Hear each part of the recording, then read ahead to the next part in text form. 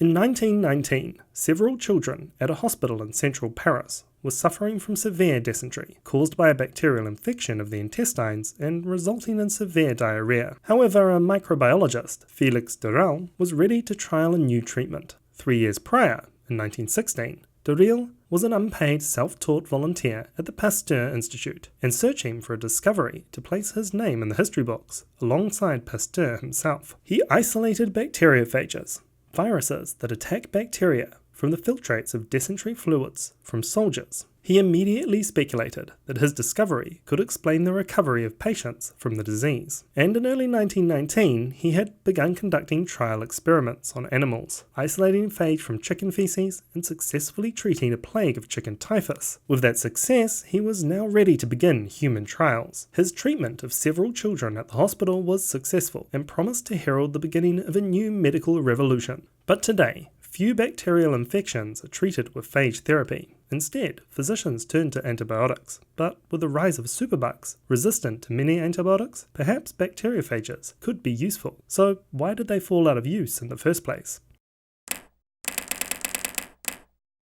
The short answer as to why antibiotics became preferred over phage is one of convenience and money. Phage is specific, targeting only a few bacterial species. And while this can be beneficial in leaving helpful bacterial species untouched, a broad-spectrum antibiotic, wiping clean all species of bacteria, can cure an infection regardless of what specific species is the culprit, thus allowing for presumptive treatment prior to the identification of the pathogen. And the new sulfanoamide antibiotics of the 1930s were easy to use by solo general practitioners, without the access to expensive bacteriological laboratories needed for the diagnosis and complex support necessary for effective phage therapy. Off-the-shelf medications were simple and effective, and naturally occurring phage cannot be patented, so pharmaceutical companies naturally followed the money, rather than endeavour to isolate new phages faster than bacteria evolved resistance. But while we can summarise that the widespread availability of antibiotics after the Second World War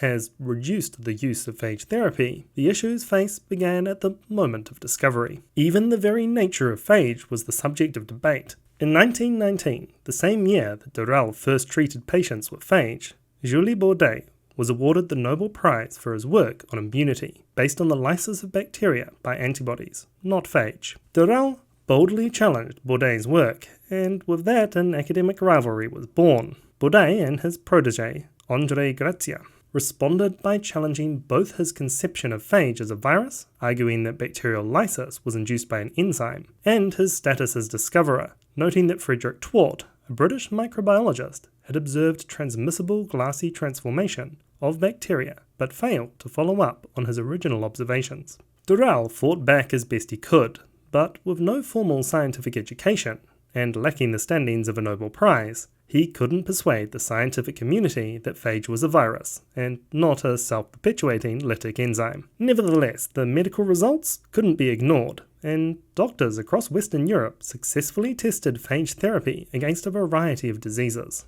And in 1924, Durel received an honorary doctorate from the University of Leiden, as well as the Leeuwenhoek Medal, placing him alongside his idol, Louis Pasteur. But it was not until the electron microscope was developed in Germany in 1939 that Durel's viral conception of phage would be vindicated. And even then, World War II limited the distribution of scientific literature out of Germany, and the then known status of phage as a virus led to a marketing issue. Both scientists and the public alike were intrigued by the virus at the edge of life, but patients could be off-put by a treatment involving a living agent. Regardless, by this point, Durel had left the West to help establish an institute to study phage and phage therapy in the Soviet Republic of Georgia in 1934. Without the profit requirements of capitalism, phage therapy was widely employed in the Soviet Union, who also lacked access to the antibiotics being developed in the West. This operation became large, employing 1,200 people and producing 2 tons of phage each week, mostly for use by the Soviet military. However, this resulted in another marketing issue. In the aftermath of World War II, with the Cold War governing international relations, all things communist became suspect in the West. This included Soviet science, and phage therapy was now Soviet science, as Gunther Stent, one of the early bacteriophage biologists and graduate professor at the University of California in Berkeley, wrote as phage therapy was fading into obscurity. As late as World War II, bacteriophages were said to have found employ in the medical services of the German and Japanese armies. And even today, the medical use of bacteriophages still persists in some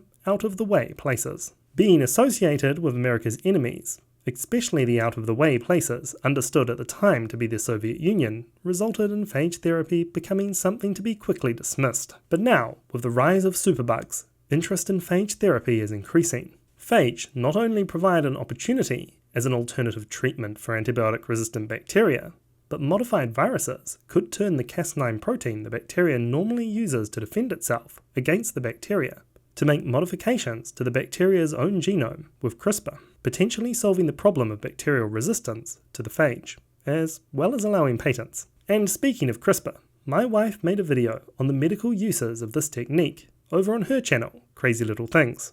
So go check it out, links in all the usual places.